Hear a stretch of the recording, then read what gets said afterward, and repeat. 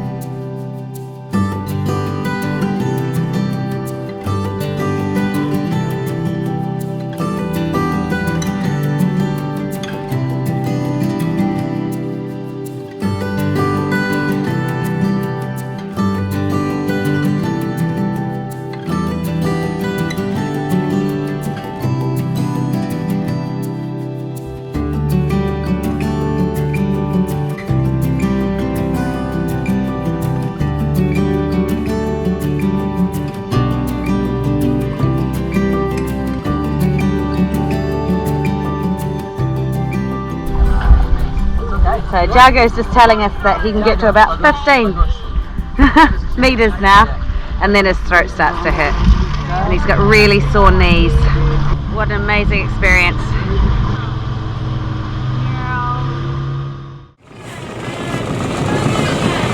Will they mind us being here, do you think?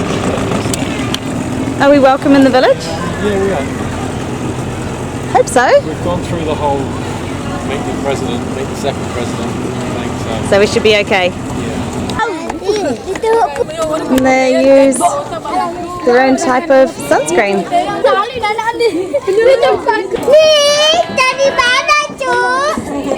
Wow, these people just live on the water, literally on the water. Making a new canoe, that's going to be amazing.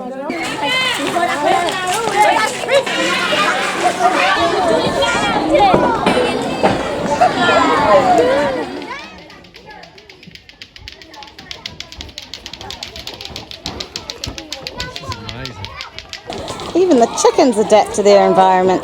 Oh, they actually ram these poles into the ground. I'm not really sure.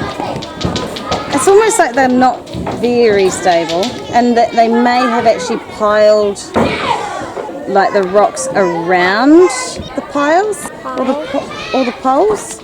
Yeah, it's quite interesting how it's been done.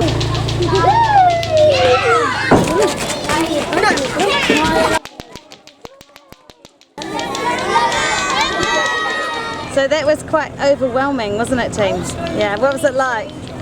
About 500 kids tripping over my jandals.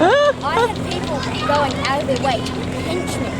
As soon as Reef got up in the dinghy, his face was being 122 times it was tight. Okay, he's flying his kite.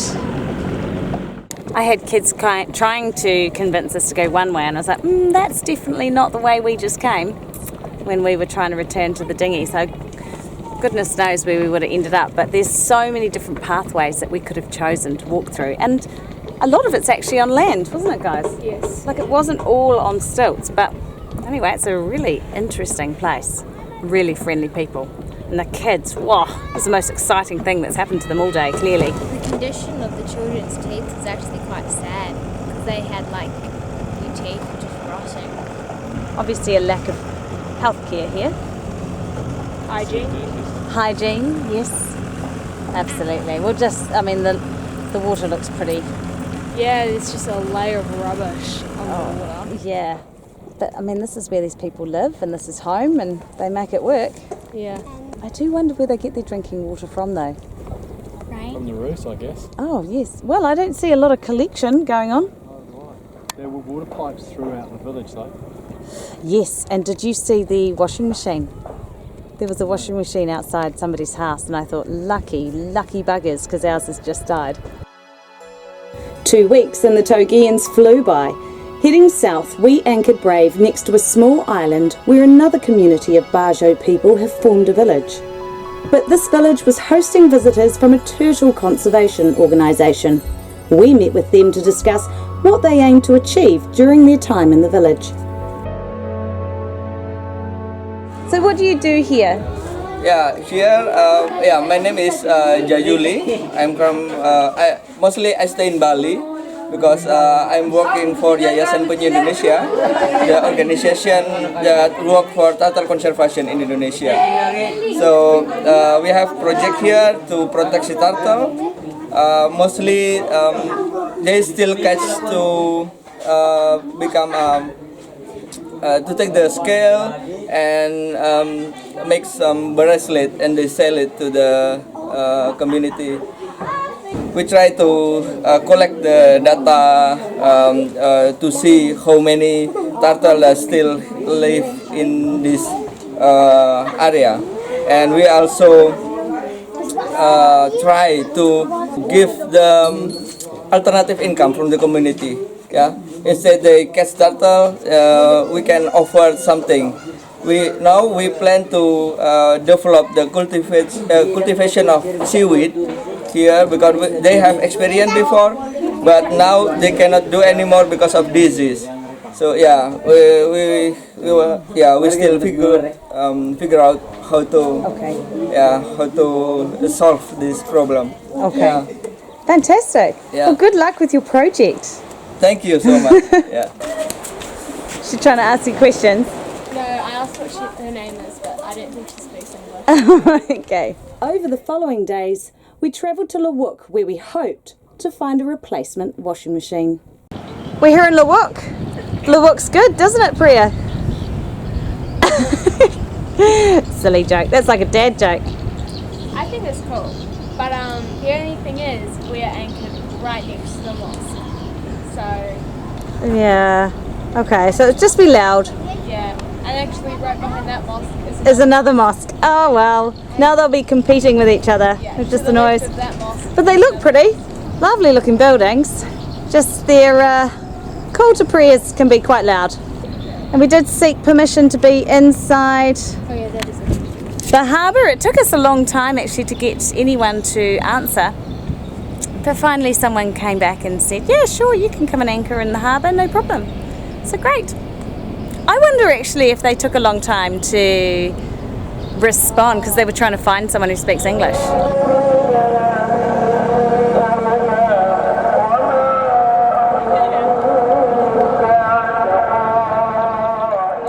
Dave's coming in with our newest member of the family, my washing machine. It's so inconvenient to have that break while we're travelling, but it's only been about a week. Well done. You feeling pretty chuffed with self? Well done you. Especially as it's a proper brand, you know, it's a Samsung washing machine. Yeah. It should be pretty good quality. Let's go and have a look at my old washing machine. This is the sheets that I had to clean by hand. And here is our previous washing machine that just died. Just couldn't handle the jandle. Nope. Could it, Che? No, Just unceremoniously carked it. Birthday to you. Happy birthday to you. Happy birthday, dear Thomas. Happy birthday to you. As we end on birthday celebrations, please join us next time as we leave remote areas of Indonesia and head for the Komodo National Park.